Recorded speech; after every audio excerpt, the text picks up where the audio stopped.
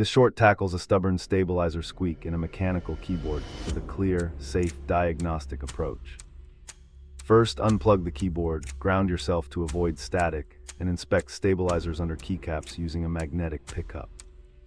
Next, check alignment, reseat loose parts, and apply a thin dab of dielectric grease to reduce friction.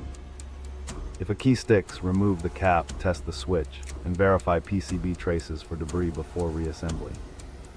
Reassemble, do a quick typing test, and keep spare stabilizers and lube for future repairs, labeling used parts.